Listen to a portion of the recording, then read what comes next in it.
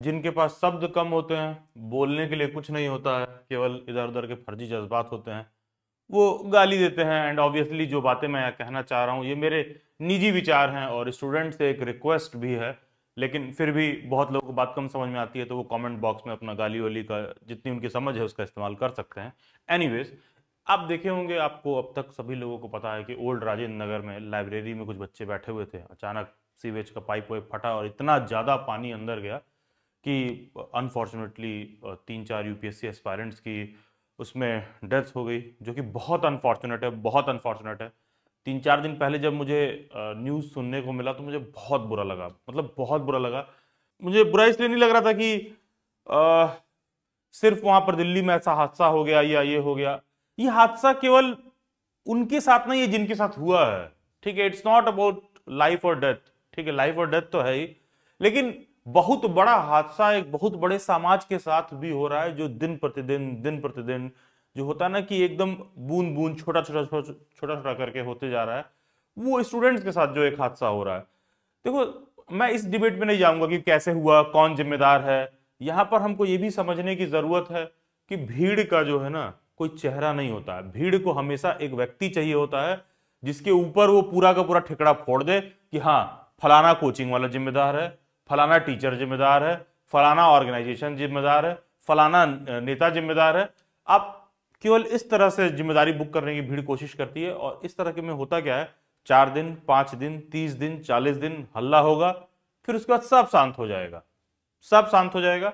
आप देखिए ना, जो बातें मैं एक्सप्लेन कर रहा हूं या आपसे कहना चाह रहा हूं, मैं 3-4 दिन बाद आके क्यों कह रहा हूं, क्योंकि अगर ये बातें मैं पहले दिन ही कहता तो लोग अपना दिमाग कम लगाते और गालियों का इस्तेमाल ज्यादा करते, क्योंकि सेंटिमेंट्स इमोशंस इतना हाई हो जाता है कि जब सेंटिमेंट और इमोशन हाई हो जाता है तो फिर रैशनल थिंकिंग के लिए थोड़ा जगह कम बचता है। लेकिन फिर भी देखो यार, मैंने क्यों कहा कि ये पूरा स्टूडेंट समाज के साथ एक हादसा है। इंडिया में ना अनएम्प्लॉयमेंट इतना ज्यादा है, और यूथ को भी मानना पड़ेगा कि अगर वो ग्रेजुएशन कर लेता है, उसके बाद जो है पीजी कर लेता है, तो उसको भी समझ में नहीं आता है कि सरकारी नौकरी की तैयारी ना करे तो क्या करे। अगर सरकारी नौकरी की तैयारी ना करे तो क्या करे। दिल्ली बैट्स के जॉब रेडी स्किल के सेशन में मैंने बच्चों से ये पूछा कि आपको क्या आता है कि आपको 25,000 रुपए मैं पे करूं, आप मेरे को इसका जवाब दे दीजिए। आपको क्या आता है ऐसा कि अगर अगर अगर आप ग्रेजुएशन से निकले हो, पीजी से निकले हो, और अगले 2 साल तक आप जॉब नहीं कर रहे हो, तो अगर आप 2 साल जॉब नहीं करके अर्न कर रहे होगे तो क्या कर रहे होगे। तो स्टूडेंट्स ना इससे बहुत क्लूलेस हो जाते हैं, टाइम्स उन्हें पता नहीं होता है। तो मेरा ये मानना है कि इस तरह का जो हादसा होता है इसके लिए बहुत बड़ा एक लॉन्गर लार्जर सिस्टम जिम्मेदार है, ना कि किसी विकास दिव्यकीर्ति सर को पकड़ लिया जाए, किसी ओझा सर को पकड़ लिया जाए और उनको दिन भर गालियां दिया जाए और कहा जाए सोशल मीडिया पर तुम हीरो बन रहे थे। अरे सोशल मीडिया पर हीरो बनाने वाला यही भीड़ है, आप ही लोग हो। आप ही लोग सुबह शाम रील शेयर कर रहे थे उनका, वो अपना रील बना के नहीं शेयर कर रहे थे सिग्मा मेल और क्या बनना चाहते हो, राजा बन के रहो, ये वो, तुम ही इन चीजों को शेयर कर रहे थे, तुम ही ने इनको शेयर कर करके जो है एक कह लो अबव द ह्यूमन इमेज दिया, एक कल्ट बनाया, ठीक है, तुम ही ने दिया। और आज वहां कोई हादसा हो जा रहा तो आप हम कहते हैं कि वो टीचर आके जवाब क्यों नहीं दे रहा, जवाब क्यों नहीं दे रहा। अरे जवाब किस चीज पर, किस चीज के खिलाफ दें वो, उनको खुद भी नहीं पता था। नो बडी इवन एक्सपेक्टेड कि इतनी बड़ी बड़ी ऊंची जो बिल्डिंग है इसके बेसमेंट में, वो भी दिल्ली जैसे शहर में, प्लीज इस बात को आप समझिए, दिल्ली जैसे शहर में इतना पानी घुस जाएगा, वो भी मेन शहर के बीच में, मेन शहर के बीच में। मैंने अपने एक मित्र से बोला कि इसमें बच्चों को भी देखने की जरूरत है कि वो सब के सब एकदम राजेंद्र नगर और मुखर्जी नगर में घुसे पड़े हैं। तो वो मेरे को क्या तर्क देता है, इसका मतलब तो ये हो गया कल को कोई ट्रेन में एक्सीडेंट हो जाए तो मोदी जी कहेंगे तुम ट्रेन से चलना बंद कर दो। नहीं भाई, ये बहुत बड़ा कुतर्क है। आप एक बात समझिए, कोचिंग वालों की तो बात ही छोड़ दीजिए, जो वहां पर जो चला रहे हैं उनके तो बात ही छोड़ दीजिए यार। देखो, अगर ये ओल्ड राजेंद्र नगर है, ठीक है, और ये मुखर्जी नगर है, इतना बड़ा एरिया, इस लैंड की ना एक सीमा है, ठीक है, इसमें कितना लोग रह सकते हैं, इसमें कितना लोग काम कर सकते हैं, कितना लोग पढ़ सकते हैं ना, इसका एक सीमा है, ठीक है। लेकिन हर बच्चे को यही लग रहा है कि वो जब यहीं जाएगा तभी प्रिपरेशन होगा। उसको ये लग रहा है दिल्ली जाएगा, दिल्ली में जब तक विकास दिव्यकीर्ति का क्लास नहीं कर लेगा तब तक उसका यूपीएससी में भला नहीं होगा। और उसके साथ वाला कोई जो यहां जाकर नेहरू विहार में रह रहा है, ठीक है, एक माचिस से खोखी के जैसे डब्बे में, और वो बता रहा है कि हम फलाना फैकल्टी का क्लास किए हैं, तो तुमको ये डर होने लग रहा है कि अच्छा कहीं उसका सिलेक्शन ना हो जाए, हम कहीं रह ना जाए। ऐसा कुछ नहीं है भाई, कुछ नहीं है। इस इंटरनेट के जमाने में ग्लोबलाइजेशन के जमाने में ये बातें मैं 2010-12 में कहता तो बहुत लागू नहीं होता। 2024-25 में ना यार इतना ज्यादा सिस्टम ट्रांसफॉर्म हो गया ना, कोई ऐसा नोट्स या बुक नहीं है जो तुम अमेजॉन फ्लिपकार्ट पर सर्च कर दो तो मिल ना जाए, कोई ऐसा कंटेंट नहीं है जो तुमको गूगल यूट्यूब पर मिल ना जाए। पूरा पूरा बड़े बड़े एग्जाम, छोटे छोटे एग्जाम का तैयारी आप यूट्यूब पर भी कर सकते हो, आप गूगल पर नोट सर्च कर सकते हो, और आप जो है क्या कहते हैं अमेजॉन से, फ्लिपकार्ट से उनको बुक्स को ऑर्डर कर सकते हो। मैं ये नहीं कहूंगा कि इंडिया के एकदम रिमोटेस्ट एरिया में कर सकते हो, लेकिन फिर भी आप अपने स्टेट का जो भी कैपिटल होगा आप वहां पर भी आराम से कर सकते हो। लेकिन सारे के सारे बच्चे एकदम घुसे पड़े हैं भाई। इस लैंड का एक लिमिटेशन है, यहां कितने लोग रह सकते हैं। जब जरूरत से ज्यादा लोग घुसेंगे ना यार, तुम ही वहां ब्रोकर बन जाओगे। अगर तुम सोचो ना कि तुम्हारा यहां पर घर हो इतना बड़ा, तो तुम खुद सोचोगे कि हम कैसे मैक्सिमम रेवेन्यू फेच कर ले। क्योंकि पता है इट्स नॉट कि तुम्हारे दिमाग में ईविल आ रहा है कि हम बेसमेंट में लाइब्रेरी बना दें और एक माचिस से खोखे जैसा रूम बना देंगे, ऐसे हाथ फैलाओ तो जो है लेफ्ट और राइट हाथ भी नहीं टच हो रहा है। पता है बच्चे ही जाके डिमांड कर रहे हैं। जब तुम यहां पर घुस के मांगोगे तो मैं क्या कहूंगा, इसको 3 हिस्से में डिवाइड कर दूंगा, 4 हिस्से में डिवाइड कर दूंगा, और अगर हमको कोई पैसा दे रहा है तो हम पैसा लेने लगेंगे। क्योंकि देखिए जब ये लैंड एरिया तुमने डिसाइड कर लिया कि भाई हमको ओल्ड राजेंद्र नगर में ही घुसना है, तो ये प्रॉब्लम होगा ही। ऐसा नहीं है कि वहां के लोकल लोग जिम्मेदार हैं केवल, भाई हम स्टूडेंट्स भी जिम्मेदार हैं। सब के सब उसी में घुसे जा रहे हैं, सबको वही करना है, सबके पास वही एग्जाम, वही उसी में घुसे जा रहे हैं एकदम। एंड आप बिलीव नहीं करोगे, जो मुखर्जी नगर और नेहरू विहार की बात हो रही है, कुछ टाइम पहले मैं वहीं जीटीबी नगर के पास रहता था, तो वो जो पतला जो नाले के ऊपर पुल है जिसको पार करके जो है जो दृष्टि आईएएस का जो वर्धमान वाली बिल्डिंग है, जो बच्चे जाते हैं, देखो यार ये ऐसे नाला आ रहा है, ठीक है, बीच में एक सड़क सा पुल है। अरे भाई तो रास्ता आगे से घूम के इधर आता है, बढ़िया वाला रास्ता इधर घूम के आता है, और वो जो पुल है ना वो सब टेम्परेरी बना हुआ है। स्टूडेंट्स इतना ज्यादा वहां पर स्टूडेंट रहते हैं, मूवमेंट इतना ज्यादा है, और ऐसे ऐसे बच्चे हैं, ऐसे ऐसे बच्चे हैं, आप बिलीव नहीं करोगे कि जैसे मान लो यहां पर वो थे, कोचिंग उन्होंने किया, इस मान लो नेहरू विहार में रहते थे, उन्होंने 10,000 का रूम ले लिया। अब उन्होंने 1 साल 2 साल कोचिंग कर लिया और उनका सारा कोचिंग का काम कंप्लीट हो चुका है, कुछ भी इनका कोचिंग को लेकर रह नहीं गया है, फिर भी वो वहीं रहते हैं। क्यों रहते हैं पता है? माहौल बना हुआ है, माहौल बना हुआ है। फिर बोलते हैं कि लाइब्रेरी में जाना है, क्यों कहते हैं? माहौल बना हुआ है। ठीक है, मेरे खुद के बड़े भाई साहब भी सिविल सर्वेंट है, मेरे फैमिली में 2-3 सिविल सर्वेंट है, मैं खुद भी 2-3 गवर्नमेंट एग्जाम्स क्वालिफाई किया हुआ हूं, मैं भी वहां रहा हूं। यार पता है यहां पर रहने के लिए 1-2 साल बहुत है। तुम 1 साल 2 साल रहे, कोचिंग वोचिंग किए, नोट्स तैयार किए, कंटेंट समझे, अब उसके बाद जाके अपनी जिंदगी में जो आगे करना है करिए। इसके बाद अगर आप एक बार सारा नोट्स और कंटेंट देख लियो ना, फिर दिन में 3 से 4 घंटे भी आप प्रिपरेशन के लिए निकालते हो तो उतना बहुत होता है। क्योंकि होता क्या है ना, आपका कंटेंट पर समझ डेवलप हो चुका है, क्लासेस आप कर चुके हो, नोट्स आप कर चुके हो, पेपर स्ट्रक्चर आपको पता है, बाकी का सारा इंफॉर्मेशन यूट्यूब, गूगल हर जगह अवेलेबल है। ये अपने आप में भी स्टूडेंट्स को सोचना होगा कि ये बहुत बड़ा पागलपन है कि नहीं एकदम दिल्ली ही जाएंगे, मुखर्जी नगर में ही जाएंगे तभी एसएससी होगा, और एकदम ओल्ड राजेंद्र नगर में ही जाएंगे तभी जो है उनका सिलेक्शन होगा। नहीं भाई, यही स्टूडेंट्स, आप ही के भाई, आप ही के स्टूडेंट्स, आप ही के जो भाई है ना वहां जो रह रहे हैं, जो भी आज प्रदर्शन कर रहे हैं, अभी सब के सब 1 महीने बाद जाएंगे उन्हीं कोचिंग्स में, उन्हीं कोचिंग्स में सबके सब 1 महीने बाद जाएंगे और कहेंगे कि हमको लाइब्रेरी ज्वाइन करना है। वापस से वो सब कुछ शुरू कर दिया जाएगा। जैसे कुछ लोग कह रहे हैं कि जितने बेसमेंट वाले लाइब्रेरी एमसीडी ने सील कर दिया है, तो फर्स्ट फ्लोर वाले लाइब्रेरी वाले रेट बढ़ा दिए हैं, तो जनता इसको ऐसे शिकायत कर रही है एज इफ कितना बड़ा अपराध कर दिया है। अरे बिल्कुल बढ़ा देंगे यार, क्यों नहीं बढ़ाएंगे, क्यों नहीं बढ़ाएंगे? नॉर्मल एग्जाम देने जाते हो, यहाँ 20 लोग एक ही सेंटर पर खड़े हैं और एक रिक्शा वाला है जो 5 लोगों को बैठा सकता है, वो तुरंत जानते हो तुमसे क्या कहेगा? 10 रुपए की जगह भैया 50 रुपए लेंगे और 5 के रिक्शे पर 6 को बैठा देगा। क्यों? क्योंकि ये 20 लोग भी रेडी हैं उस चीज को एक्सेप्ट करने के लिए। क्योंकि अगर यहाँ फर्स्ट फ्लोर पर लाइब्रेरी है और यहाँ हम 10 लोगों को जगह है, अब मेरे पास 100 लोग खड़े हैं जो कह रहे हैं कि भैया हम 500 की जगह हम 5000 देने को रेडी हैं, तो यार तुम्हारा ही लाइब्रेरी रहेगा ना, तुम ही कहोगे हम 5000 वाले को दे, तुम ही कहोगे ये चीज। तो स्टूडेंट्स को भी ये सोचने की जरूरत है कि देखो यार, हर चीज के लिए कोई जरूरी नहीं है कि आपको बड़ा बड़ा प्रिपरेशन और बड़ा बड़ा वो करने की आवश्यकता है। मैं खुद डेली बाइट्स पर केवल टीचर एजुकेशन फील्ड से रिलेटेड काम करता हूं। आप बिलीव नहीं करोगे, आज तक मेरा कोई ऐसा वीडियो नहीं है जो वायरल हुआ हो, आज तक कोई ऐसा कितना भी अच्छा से अच्छा कंटेंट बना दिया हो जिसपे खूब सारा व्यू हो, because of one single reason, अच्छा कंटेंट और अच्छी बात और अच्छा ढंग का चीज कोई वायरल नहीं होता है। लोग खुद ही जाते हैं, इस साल से बंद हो जाएगा बीएड, क्या मेरी डिग्री मान्य नहीं रहेगी, अब ग्रेजुएशन होगा 4 साल का, 3 साल में ही मिल जाएगा पोस्ट ग्रेजुएशन।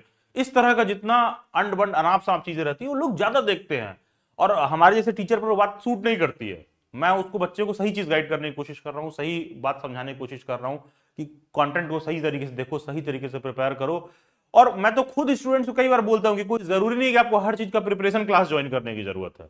एक बार अगर आपने ढंग से हिस्ट्री पढ़ लिया, एक बार आपने ढंग से पॉलिटी पढ़ लिया, एक बार ढंग से आपने इकोनॉमिक्स पढ़ लिया, तो उसके बाद ना आप सेल्फ भी बुक रीड करोगे तो हो जाएगा। लेकिन ये बात को समझिए कि सारे के सारे बच्चे अगर राजेंद्र नगर में घुस जाएंगे, मुखर्जी नगर में घुस जाएंगे, तो जो चल रहा है वो ऐसे ही चलते रहेगा।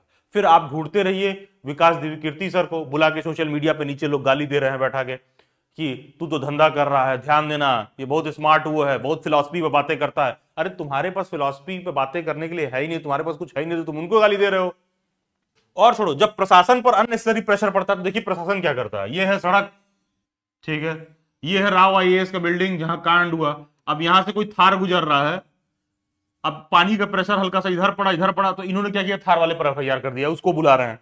वो 2 दिन से 3 दिन से कचहरी दौड़ रहा है। अरे लॉजिकली देखा जाए तो थार खरीदा होगा तब भी उसने रोड का टैक्स दिया होगा, नॉर्मल भी आदमी टैक्स देता है। अरे इस सड़क को पानी लगा, तुम बैरिकेडिंग लगा देते, सड़क लगा हुआ है तो आदमी जाएंगे ही भाई, कोई मना ही नहीं कर रहा है, खुला हुआ है, उसको लग रहा है गाड़ी निकल जाएगी, और वो ऑलरेडी परेशान होकर अपने घर भागने के चक्कर में। कौन चाहता है यार नाले जैसे पानी में अपना थार जैसा गाड़ी लेके यहां तक फंसना। इस पे एफआईआर हो गया। क्यों एफआईआर हो गया? क्योंकि भाई, क्योंकि प्रशासन को कुछ करने से ज्यादा कुछ करते हुए दिखना जरूरी है। क्योंकि जो भीड़ है, जो भीड़ अगर चिल्लाएगी तो होगा क्या, इन लोगों को, प्रशासन को ना कुछ करने से ज्यादा कुछ करते हुए दिखना जरूरी है। तो इस पे एफआईआर करो, उस पे एफआईआर करो, एमसीडी के फलाना को पकड़ो, ठिकाना को पकड़ो। इंडिया में अनएम्प्लॉयमेंट भी इतना ज्यादा है कि बच्चों को लगता है कि जल्दी आके तैयारी कर लेंगे तो क्या ही बदल जाएगा उनके जीवन में। ठीक है, लार्जर लेवल पर आप प्रॉब्लम देखोगे तो ये प्रॉब्लम हमारे स्टेट से ही शुरू होती है, हमारे सिटी से ही शुरू होती है कि इंप्लॉयमेंट नहीं है, अपॉर्चुनिटीज नहीं है। लोकल लेवल पर पॉलिटिशियन, ब्यूरोक्रेट सब जिम्मेदार हैं, उसको छोड़कर आदमी दिल्ली आता है, दिल्ली में उन्हीं कोचिंग्स के पास घुसता है। बच्चे कह रहे हैं कि बेसमेंट में 500-500 लोगों को पढ़ाया जा रहा है। अब मैं ये कहूं कि तुम 500 लोगों को पढ़ाया जा रहा है, तुम मत पढ़ो, लेकिन बच्चा भी कह रहा है जिनके पास अच्छा रूम है वो भी लाइब्रेरी में जाते हैं। आप बिलीव नहीं करोगे, मुखर्जी नगर में और राजेंद्र नगर में ना लाइब्रेरी का कल्चर 2014-15 के बाद से ज्यादा प्रचलन में आया है। उसके पहले लाइब्रेरी वाला कल्चर नहीं होता था, ये लाइब्रेरी वाला कल्चर बाद में आया है कि जाके जाके बैठ के पढ़िए। अब बच्चे से पूछो तो कहेगा माहौल बनता है, माहौल बनता है। वाकई में सेलेक्टेड एस्पायरेंट से बात करोगे ना तो तुमको कभी ये नहीं कहेगा कि तुम्हारा लाइब्रेरी में जाने से माहौल बनता है या फ्लैट में नहीं पढ़ने से नहीं माहौल बनता है। जहां पढ़ के आप अपने बौद्धिक चेतना को जागृत करके माहौल बनाना चाहेंगे, माहौल बनेगा। हाँ, ये जरूर सच्चाई है कि कुछ रूम्स बहुत छोटे होते हैं, वहां बच्चे बिल्कुल जा सकते हैं लाइब्रेरी, लेकिन 6 महीना साल भर प्रिपेयर कर लिया, अब वहां से हटिए। बच्चे भी क्या करते हैं कि नहीं सिलेक्शन हुआ 1 साल और 2 साल और 3 साल और कोचिंग वाले भी क्या करते हैं, तुमको उसी में मोटिवेशन देते रहते हैं, कोई दिक्कत नहीं है, 3 साल तुम और लगे रहे, एक बार पूरा ट्राई दो, वो 4 साल और 5 साल और, ये इस तरह से लगे रहते हैं। मैंने स्टूडेंट्स को कितनी बार गाइड किया है कि कई बार बहुत सारे बच्चे आते हैं, सर मैं दिल्ली यूनिवर्सिटी में एडमिशन नहीं हो रहा, मेरे जामिया में नहीं हो रहा। मैंने कहा कि यार 1 साल दिए, 2 साल दिए, now look for other alternative. क्या कर सकते हो, जाके कोई नया स्किल सीखो, नया जॉब के रिगार्डिंग सीखो। पता है, ये टेम्परामेंट डेवलप करना बहुत जरूरी है। अदरवाइज बहुत सारे इस तरह के यूट्यूब पर यूपीएससी के सीरीज, फलाना सीरीज, ये सब आता रहेगा जो उस सिविल सर्विसेज को बहुत ओवर हाइप्ड कर देता है, बहुत ज्यादा ओवर हाइप्ड कर देता है। एक सिविल सर्वेंट का पे बैंड कितना होता है? 5400 पे बैंड की जॉब होती है सिविल सर्विसेज में, अगर आपको पता हो तो। और ऑलमोस्ट न्यू रिक्रूट को मान लो 80,000 82,000 रुपीज तक सैलरी मिलती है। अगर सिर्फ सैलरी से चलना रहे ना, और उसको केवल अपने जिले से दूसरे जिले जाना हो और अपने कार से चलना हो ना, वो अकेले कार में उसका महीने का 20 से 25 हजार रुपए लग जाएगा, केवल सैलरी से चलना हो तो एक तरह से जब हम उसको बहुत ओवर हाइप्ड करते हैं, बहुत कल्ट की तरह शो करते हैं, तो होता क्या है कि वो अपने आप में भ्रष्टाचार को भी दावत देता है। क्योंकि भाई ये तो 84,000 में एक्सपेंसेस मीट ही नहीं हो पाएंगे, या 1 लाख रुपए भी सैलरी हो तो भी एक्सपेंसेस मीट नहीं हो पाएंगे। आप देखिए ना, तमाम सिविल सर्वेंट्स हैं आजकल पीछे कैमरा लेके घूमते हैं, यूट्यूब पर सुबह शाम वीडियो बन रहा है, किसी दुकान में घुस जाए, हाँ भाई क्या कर रहे हो, ये खोलो, ये दिखाओ, ये तुम कहां से ले आए, ये तुम्हें कहां से मिला, ये तो 5 रुपए का वहां मिलता है, ये तो एक तरह के ड्रग्स में आता है। अरे भाई, अगर वाकई में उसने गलत किया है तो जो लॉ कहता है उस हिसाब से पनिश करिए, उसको यूट्यूब पर संचालन करके क्या कर रहे हो? मतलब कि तुम्हारे पेट में दर्द होगा, ओ कल तुमने चाउमीन मोमोज खाया था, कचड़ा खाया था, मैं उसको लाइव टेलीकास्ट कर रहा हूं यूट्यूब पर। अच्छा, तुम्हारे पेट में दर्द हो रहा है, क्यों दर्द हो रहा है, क्यों खाया भाई तूने? अरे यार, अगर तुम डॉक्टर हो तो डायग्नोज करो, दवा दो, ठीक है, उसको लाइव टेलीकास्ट करने से उसका दर्द थोड़ी ना ठीक हो जाएगा। आप उसको सही चीज गाइड करो। लेकिन क्यों? क्योंकि पता है लाखों की बेरोजगार भीड़ हो, एक बार मैं भी सिविल सर्वेंट बन जाऊंगा तो ऐसी ही एंट्री मिलेगी। अगले कोई टीचर ने आया बताया, एक बार तुम सेलेक्ट हो जाओगे ना, तुम्हारे पास विधायक का फोन आ रहा है, सांसद का फोन आ रहा है, फलाना मिनिस्टर का फोन आ रहा है। अरे तुम्हारे विभाग से जुड़ा हुआ काम ना रहे तो कोई तुमको फोन भी नहीं करेगा। हकीकत तो ये है, ठीक है। अगर आपके विभाग से जुड़ा हुआ काम ना रहे, डायरेक्टली आपका इंटरेस्ट ना कोलाइड करे, तो कोई आपको फोन नहीं करेगा, चाहे कितने बड़े भी आदमी हो। आपका इंटरेस्ट भी उसको बहुत मैच करना चाहिए कि आपका रिक्वायरमेंट क्या है। तो मेरे सभी स्टूडेंट्स को कहना यह है कि भाई आप आराम से अपने घर रहकर भी अच्छा खासा कंटेंट ले सकते हो, अच्छा खासा नोट्स ले सकते हो, अच्छा खासा गाइडेंस ले सकते हो। और अगर तुमको लगता है कि घर पर या किसी दूसरे एरिया में रहकर माहौल नहीं बनता है, तो बिलीव मी, जहां पर आप रह रहे हो, जहां पर माहौल बना हुआ है ना, वहां माहौल आपको सिलेक्शन नहीं दिलाएगा। तुम्हें बस देख के लगेगा कि और लोग कर रहे हैं, और लोग प्रिपेयर कर रहे हैं, सेलेक्ट हो रहे हैं, वो माहौल कभी सिलेक्शन नहीं दिलाता जब तक आप नहीं पढ़ना शुरू करोगे। ये मुखर्जी नगर, ये नेहरू विहार, ये कब माहौल बना? अरे बहुत सारे लोग स्टूडेंट्स वहां जाके रहने लगे, भाई उस एरिया में रहते हैं, प्रिपरेशन करते हैं, तो भाई माहौल बनने लगता है। सेम सिचुएशन इलाहाबाद में भी था, एक टाइम में सेम सिचुएशन इलाहाबाद में था कि बच्चे अच्छा खासा जाते थे, प्रिपेयर करते थे माहौल के नाम पर। तो देखो यार, मेरा स्टूडेंट से यही कहना है कि यार आप प्लीज इस बात को समझिए कि इस भेड़ चाल में हमें नहीं फंसना है, ठीक है। कुछ श्योरली करियर में अल्टरनेटिव ऑप्शंस भी तलाशिए। आप ऐसा नहीं है कि आज राजेंद्र नगर में कांड हो गया तो कल लोग राजेंद्र नगर में नहीं जाएंगे। 2-3-4 लोगों को बलि का बकरा बनाया जाएगा, कोचिंग्स को सील किया जाएगा, और अगले दिन बाद जानते हो क्या होगा? 2 महीने बाद तुम ही इन कोचिंग्स को खुलवाओगे। और सरकार क्या कहेगी कोचिंग वालों से कि ये नियम है, एक बैच में 50 से ज्यादा लोगों को नहीं पढ़ा सकते हैं। अच्छा, क्यों नहीं पढ़ा सकते हैं? क्योंकि एग्जिट नहीं है। तो जानते हो कोचिंग वाले क्या करेंगे? कोचिंग वाले नया सिस्टम शुरू कर देंगे कि अच्छा 50 का बैच है तो फी हाई होगा, 2 लाख की जगह 4 लाख फी होगा। अगर 4 लाख फी कर देना तो भी देने वाले इनको 50 स्टूडेंट मिल जाएंगे। तुम ही कहोगे कि नहीं नहीं सर ऐसा है, हम एक ही रूम में बैठ जाएंगे, 200 बच्चे, हमको 1 लाख फी कर दीजिए, ठीक है। क्योंकि सरकार यही सब नियम बनाएगी, at the end of the day आपके ही सर पर गिरेगा के। सरकार कहेगी एक रूम में 100 से ज्यादा बच्चे नहीं हो सकते हैं, तो कोचिंग वाला देखेगा अच्छा 100 से ज्यादा बच्चे नहीं हो सकते, तो 100 लोगों का बैच रहेगा तो आप 4 लाख रुपए फी रहेगा हमारा, ठीक है। तुम्हें ही 4 लाख देना पड़ेगा, तुम्हारी हालत खराब होगी। फिर तुम ही कहोगे कि अरे यार कोई ऐसा बैच या कोचिंग हो, वही टीचर पढ़ा रहा हो, एक ही रूम में 200 लोग बैठे हो, 50,000 में भी काम हो जाए। And it's not about Vikas Divyakirti sir, दृष्टि आईएएस, या फिर it's not about Rao IAS. Patna में खान सर का भी जो बहुत फेमस है, मैंने सुना है कि वहां एक बार में 3-3, 4-4 हजार बच्चे पढ़ते हैं। अरे मेरे भाई, कितना भी अच्छा क्लासरूम रहे, कितना भी अच्छा क्लासरूम रहे, अगर किसी जगह पर, एक ही जगह पर 2000 बच्चे घुस जाएंगे ना, तो वहां मामूली सा भी कांड हो जाए ना तो बहुत बड़ा हादसा हो जाएगा। हम कह रहे हैं मान लो खान सर का यहाँ 2000 बच्चे पढ़ते हैं, 2 ठो गेट लगा हुआ है, हम एक बात कह रहे हैं हॉल में, 2 ठो भी गेट लगा हुआ है, नॉर्मल सा भी आग लग जाए ना तो आधे बच्चे तो एक दूसरे को कुचल के मार देंगे, स्टैम्पेड हो जाएगा। मैं कह रहा हूं 4 गेट लगाओ, मैं कह रहा हूं 5 गेट लगाओ, 6 गेट लगाओ, तो भी कहीं पर 2000 लोग बैठे हुए हैं ना एक साथ, वो बाहर निकलेंगे ना तो भगदड़ मचनी मचनी है। तो मच सो दैट कि अभी कुछ दिन पहले हाथरस में एक कांड हुआ था। अब एक बाबा जी की गाड़ी जा रही है, लोग पीछे पीछे भाग रहे हैं धूल लेके माथे पर धूल लगाने के लिए। बाद में प्रशासन क्या कह रहा है, बाबा जी जिम्मेदार हैं कि नहीं है? कहां बाबा जी जिम्मेदार हैं तो अरेस्ट कर लिए होते। देखो हाथरस वाला पूरा मामला थम गया, जितने स्टैम्पेड में जो मारे थे खत्म बात। क्योंकि यार कॉमन सेंस यूज करो ना, कि मतलब बाबा जी भी अगर 15,000 का परमिशन लिए हैं, आप पब्लिक 25,000 वहां पर आ जाए एक ही एरिया में, तो प्रशासन क्या करेगा? और बाबा जी की गाड़ी मिल रही है, लोग भी, अब इसमें प्रशासन क्या करे? लोग भी भाग रहे हैं क्योंकि बाबा जी के टायर का धूल अपने माथे पर लगाना है उनको, तो भगदड़ मचेगा ही। उसके बाद प्रशासन को जिम्मेदार ठहराया जा रहा है, बाबा जी को जिम्मेदार ठहराया जा रहा है। हो सकता है होंगे जिम्मेदार, यहां पर मेरा डिफरेंस ऑफ ओपिनियन है, हो सकता है जिम्मेदार होंगे, लेकिन यहां थोड़ा पब्लिक को भी देखने का जरूरत है कि मतलब क्या कर रहे हो भाई? 21वीं सदी में बाबा जी के पीछे गाड़ी का टायर अपने माथे, गाड़ी के टायर का धूल अपने माथे पर लगाना चाह रहे हो। हाथरस में जो कांड हुआ कुछ दिन पहले अभी, तो यार देखोगे तो पब्लिक को भी अपना समझना होगा ये चीज, ठीक है। स्टूडेंट्स को भी समझना होगा। सिर्फ नौकरी के नाम पर हर आदमी राजेंद्र नगर में घुस जाए, हर आदमी मुखर्जी नगर में घुस जाए, कल को कांड हो जाए तो वापस से चले आए अवध ओझा सर को गाली देने, विकास दिव्यकीर्ति सर को गाली देने के लिए कि यूट्यूब पर तो खूब आके फिलॉसफी पेलते थे, खूब सिखाते थे, कहां गए, क्या कर रहे हो बच्चों के साथ, तू बहुत ज्ञान देता है। अरे तुम मत देखो ज्ञान दे रहा है तो तुम ही शेयर कर रहे थे उनका, तुम ही उनका सिग्मा और ये वो बना रहे थे, ठीक है। मत देखो, मत करो, ठीक है। आप उस चीज को ओवर हाइप्ड किए हुए हो, वो तमाम सरकारी जॉब, तमाम यूपीएससी, उसको आप ओवर हाइप्ड किए हुए हो। तो पता है बहुत से तो ऐसे लोग हैं जिनको मैं जानता हूं, सेलेक्ट हुए हैं, जॉब वॉब करते हो, जॉब से बहुत सेटिस्फाइड नहीं रहते, बस उनका एक ही सेटिस्फेक्शन पॉइंट है कि सरकारी है। और ये उनको किसने बोला? क्योंकि सोसाइटी ने बोला कि भाई उस पर जाओ तो सक्सेस रहेगा, तो सेटिस्फाइड रहो। तो प्लीज इस पे स्टूडेंट्स को भी थोड़ा सा चिंतन करने की आवश्यकता है। मेरा स्टूडेंट्स को यही कहना है कि भाई हर बात के लिए आपको कोचिंग लेने का जरूरत नहीं। खुद डेली बाइट्स पर स्टूडेंट्स आते हैं तमाम टीचर एजुकेशन के फील्ड के लिए, बीएड, सीटेट, DSSB। मैं उनको यही कहता हूं कि भाई थोड़ा बहुत पढ़ लिए ना, सिलेबस समझ लिए ना, ये कंटेंट देख लिए ना, अब इसको समय दीजिए खुद से पढ़ने के लिए। पागलों की तरह मुखर्जी नगर में चले जाना, राजेंद्र नगर में चले जाना, 1 साल दिए, नहीं हुआ तो भी वहीं टिके हुए हैं, 5 साल तक टिके हुए हैं, कोई कोचिंग नहीं कर रहे हैं, कुछ नहीं कर रहे हैं, बस शाम को निकल रहे हैं, मुखर्जी नगर में जा रहे हैं, हर एग्जाम के हिसाब से नया किताब का एक वो छप के आ गया है, देख रहे हैं, हर दूसरे दिन कोई नया मैगजीन खरीद के ला रहे हैं। अरे ये सब आप अपने घर पे भी ऑर्डर कर सकते हो। सिर्फ माहौल माहौल माहौल के नाम पर वहां जाना, तो जो लोग सिर्फ माहौल ढूंढ रहे हैं उनका सिलेक्शन भी नहीं होता है। ये बहुत बड़ा बिटर ट्रूथ है। अगर 50,000 बच्चे प्रदर्शन कर रहे हैं तो उसमें से 5 भी नहीं होंगे ठीक से सिलेक्शन हो पाए। क्यों? क्योंकि उतनी सीट ही नहीं है यूपीएससी में। खुद गवर्नमेंट का डेटा कहता है कि 0.5% लोग ही ऐसे हैं जो किसी गवर्नमेंट जॉब में सेलेक्ट होते हैं। जैसे कि कहने के समझे कि अगर 100 लोग हैं तो एक व्यक्ति भी नहीं है जो सेलेक्ट होता है, 1% भी नहीं सेलेक्ट होता है। गवर्नमेंट डेटा है 0.5% लोग सेलेक्ट होते हैं। क्यों ऐसा सिचुएशन है?